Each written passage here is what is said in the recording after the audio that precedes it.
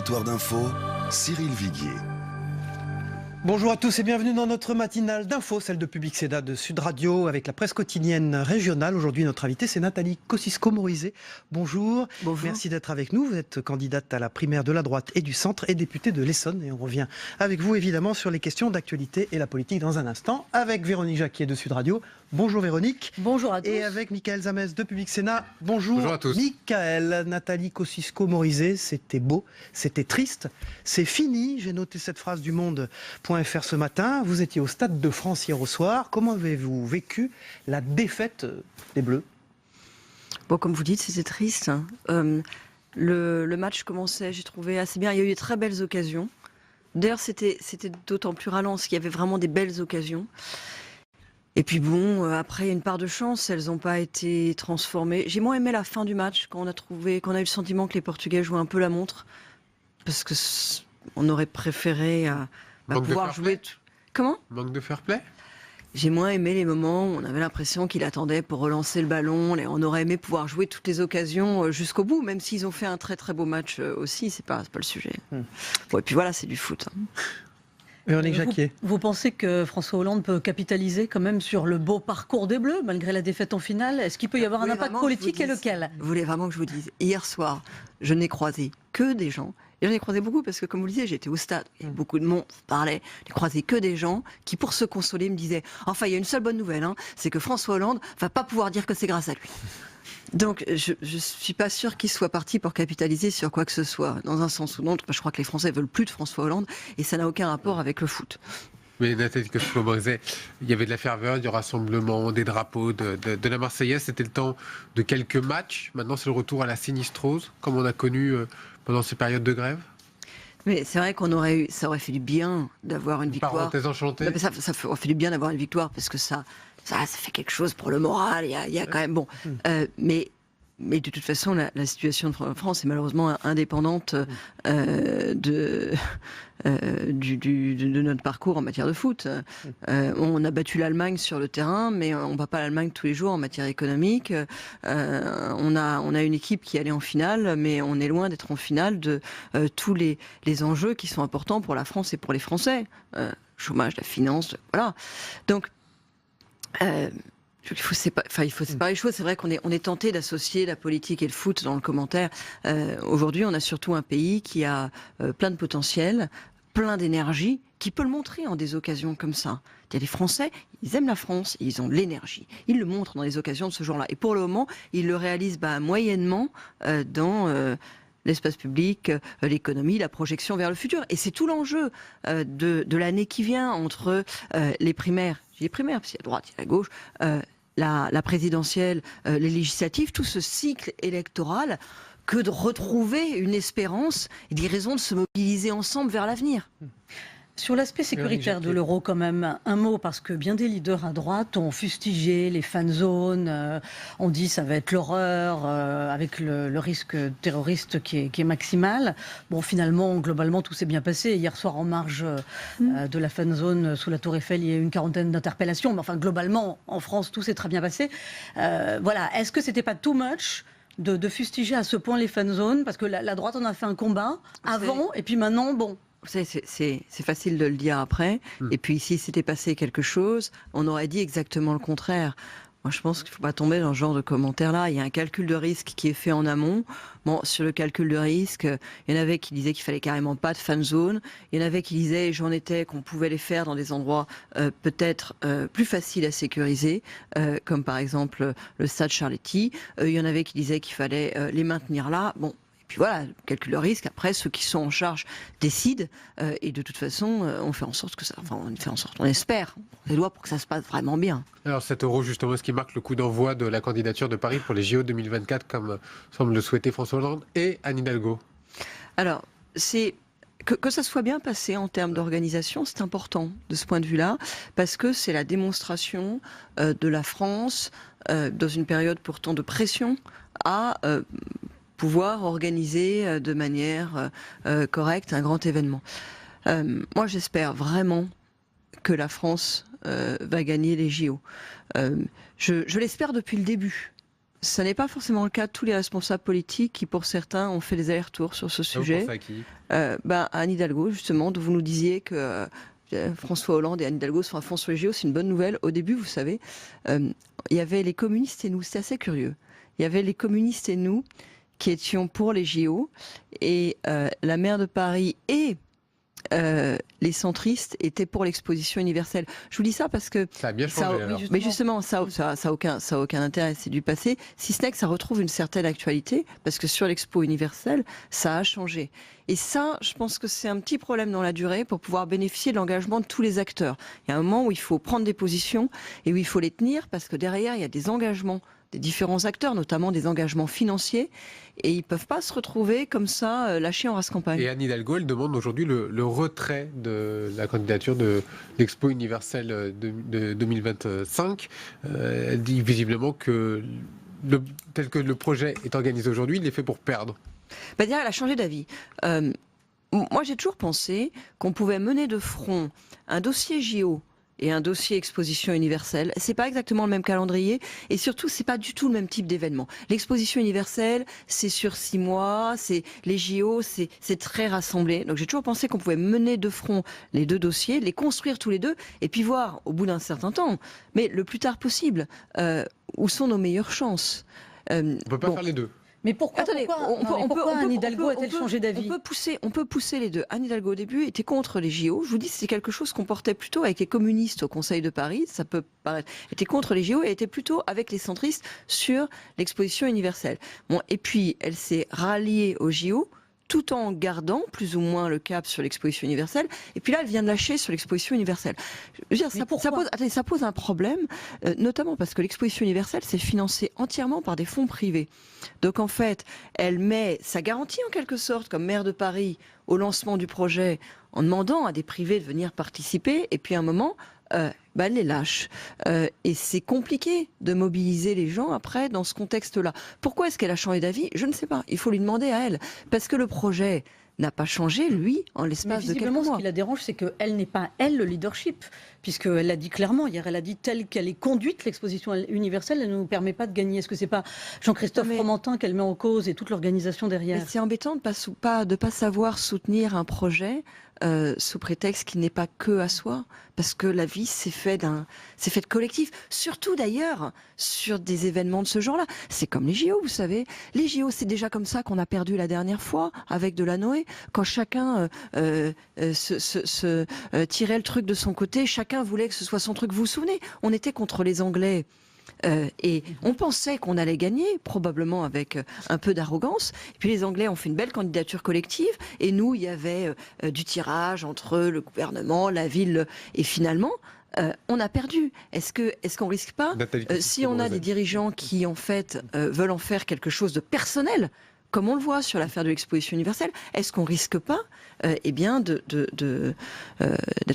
exposé au même risque? On parlait de François Hollande, le 14 juillet approche. Qu'est-ce que vous attendez de la prise de parole du président de la République? J'attends rien, quoi, si vous voulez. C'est bon. Ça fait, mais ça fait 4 ans qu'on essaye en bonne foi de répondre à cette question en disant on n'attend pas forcément grand-chose, mais quand même on voudrait que sur tel sujet y répondre. Ça va, là on est à moins d'un an de l'élection présidentielle, on est à les deux catastrophes en catastrophe. Les derniers événements, les derniers rebondissements sur la loi travail ont été pires que tout. Franchement, j'attends rien. Nathalie Kosciusko-Morizet est l'invitée de cette matinale de l'Info ce matin. Vous êtes candidate à la primaire de la droite et du centre. Ce soir, vous êtes à Montpellier. Alors, vous cherchez les parrainages, les signatures tous azimuts. C'est compliqué pour vous? Vous allez prendre des vacances cet été? Vous allez faire la tournée des plages? Je vais plutôt faire la tournée. Moi, je mets toute mon énergie dans cette campagne. D'abord parce que par tempérament, je mets toute mon énergie dans ce que je fais. Et ensuite parce que je pense que c'est un moment important. Je disais tout à l'heure, on sort quand même d'un quinquennat abominable. Vous en êtes tous sur les signatures elles-mêmes? On a envie de rebondir. Et je veux, dans cette campagne, porter un certain nombre d'idées, de projets. Et pour ça, oui, il faut un certain nombre de signatures pour qualifier la candidature. J'en suis à un peu plus de la moitié du chemin. Ça avance bien. J'ai une petite inquiétude. Vous êtes sûr d'avoir les parrainages des parlementaires? Vous savez, tout le monde se focalise sur les parrainages des parlementaires, mais c'est pas le plus dur. Je suis pas en retard sur les parlementaires par rapport aux autres pays. pour nos auditeurs, il faut 3 types de parrainage pour se qualifier pour la primaire. Il faut 20 parlementaires, il faut 230 grands élus, en fait, maires, conseillers départementaux, conseillers régionaux, et il faut 2500 adhérents. Les Républicains. Alors, c'est pas les mêmes problématiques pour les 3 piliers. Les parlementaires, le problème, c'est plutôt les pressions qui sont exercées sur eux. C'est-à-dire qu'il y a des pressions qui sont exercées par Donc, pour parti. vous, c'est difficile parce qu'il y a des pressions? Donc, bien sûr, il y a des pressions. Il y a beaucoup de parlementaires qui hésitent, en fait, aujourd'hui, à afficher un soutien. Et d'ailleurs, moi, j'ai un certain nombre de parlementaires qui m'ont donné leur parrainage en m'autorisant à le déposer. Donc, je les ai déposés auprès de la haute autorité en me disant, on préfère combien vous en que avez ce soit déposé, su s'il vous le plaît? plus tard possible. J'ai dit, j'en suis un peu plus de la moitié sur les Plus de la parlementaires. Donc Plus de 10. c'est une question de pression sur les parlementaires. Après, par exemple, sur les adhérents, c'est pas ça le sujet. Le sujet, c'est de réussir à les toucher. Réussir à les toucher alors qu'un certain nombre de candidats ont manifestement le fichier des adhérents et peuvent leur mailer, ce qui n'est pas le cas de tout le monde, réussir à les toucher alors qu'ils ne sont pas informés qu'ils peuvent parrainer. Quelque part, on a Mais vous l'impression avez que votre on veut vous par bloquer, exemple. Non, on mais- veut vous empêcher Attendez, d'être candidat, je vous c'est donne ça? juste des exemples très concrets. Ils n'ont pas reçu de bulletin de parrainage. C'est-à-dire qu'on a aujourd'hui des adhérents, les Républicains, qui sont appelés à parrainer les candidats à la primaire, qui pour la plupart d'entre eux n'en sont pas informés. On le sait parce qu'on leur fait du phoning. On les appelle pour leur dire, est-ce que, pour ceux dont on a les numéros, et on voit Non, bien mais qu'ils c'est ne sont pas valable pour tous les informés. candidats, Et c'est ils n'ont valable pas pour reçu de Hervé bulletin. Mariton, c'est valable pour Bruno Le Maire, ce que vous dites, c'est Eh valable ben, pour tous les sauf qu'il candidats y a à la des candidats- candidature. Sauf qu'il y a des candidats qui ont eu plus accès aux fichiers qu'à d'autres. Je vous donne... Donc quelque part, on a envie de vous bloquer, si je comprends bien ce que vous dites. Qui a eu droit plus aux fichiers que d'autres, par exemple? Ah bah, vous avez aujourd'hui des adhérents qui ont été adhérents depuis seulement 3 semaines et qui reçoivent des mails les invitant à Ok. parrainer Nicolas Sarkozy, qui n'est pas encore candidat. Voilà. Et mettez-vous du côté de l'adhérent et républicain. Aujourd'hui, qu'est-ce qu'il reçoit comme mail? Il reçoit toutes les semaines les 3 mails du trésorier qui lui demande de l'argent pour le parti. Il reçoit aussi 2 ou 3 mails du directeur général qui lui fait part des passages médias de Nicolas Sarkozy en invitant à l'écouter à la radio, à la télé, etc. Il reçoit de temps en temps un mail sur le fond pour lui proposer de voter pour tel ou tel sujet. qu'est-ce que Et il vous ne reçoit qu'est-ce que vous jamais, demandez au parti et il ne aujourd'hui? reçoit jamais une information. J'ai déjà demandé à de multiples reprises que le parti envoie simplement un mail avec la liste des candidats à la candidature et en demandant aux adhérents, voilà, vous êtes Mais adhérent, vous êtes la seule vous pouvez à vous parrainer, plaindre, cocher. Pas du tout. Nathalie Kosciusko-Morizet. Non, mais alors- les autres candidats ne se plaignent Ça, pas. c'est faux. Les autres candidats à la candidature. Non, pas comme vous. C'est absolument faux. Regardez les déclarations des uns et des autres, de ceux que vous avez cités. Non, tout le monde le dit. Et parce que c'est factuel. C'est Donc, tout simplement factuel. Clairement, que les c'est adhérents Nicolas, n'ont pas non, mais reçu de mail, clairement, c'est factuel. Nicolas Sarkozy verrouille la primaire à travers le parti. Mais c'est plus que ça. C'est-à-dire que moi, je pense que derrière, il y a une inconséquence. Il y a cette idée que si la primaire est fermée, c'est-à-dire s'il y a finalement peu de votants, et s'il y a peu de candidats, c'est-à-dire que si les candidats, c'est pas une question de nombre de candidats, mais si certaines sensibilités de la droite et du centre ne sont pas représentées, évidemment, il y a des électeurs qui viendront pas voter. Si la primaire, c'est un débat sur la question importante de savoir si il va y avoir ou pas des menus de substitution dans la cantine, et qu'on laisse de côté des sujets comme l'Europe, l'éducation.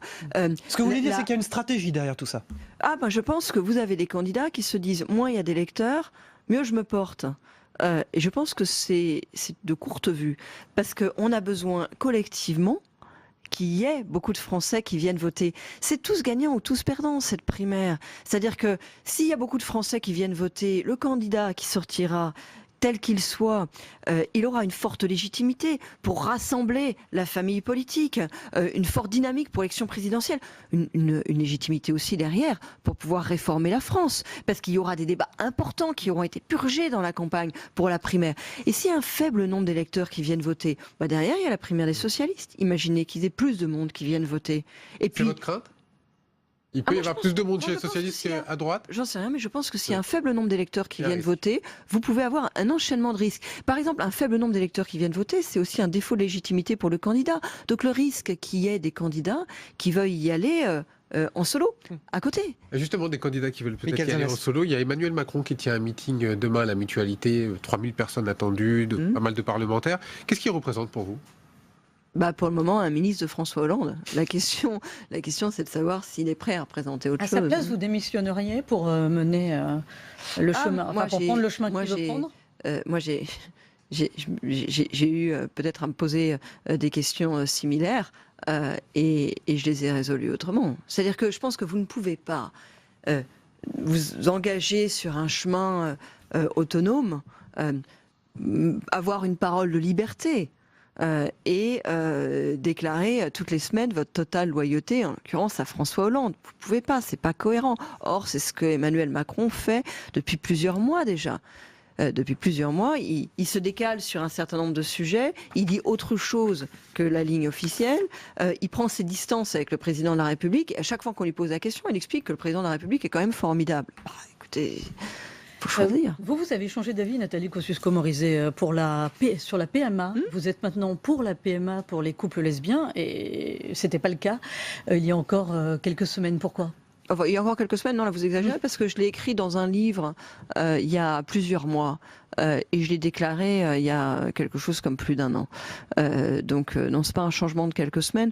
Moi, j'ai toujours été très ouverte sur la question du mariage pour tous. Je l'avais dit... y compris sur notre plateau. Oui, je l'avais dit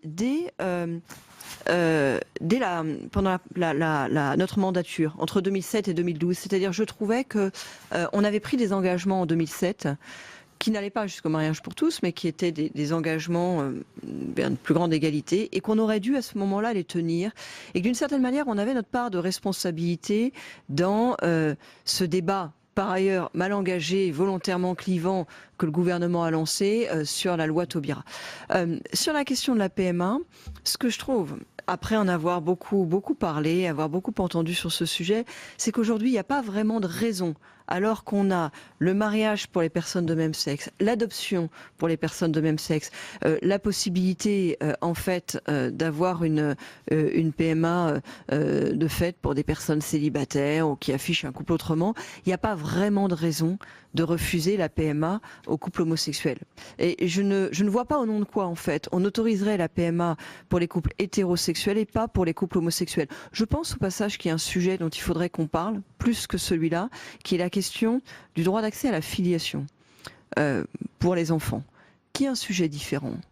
Et qui se pose aussi bien pour les uns que pour les autres. Mais je ne vois pas vraiment au nom de quoi on refuserait la PMA pour les couples hétérosexuels, et j'ai un point de vue très différent sur la GPA. Pourquoi ?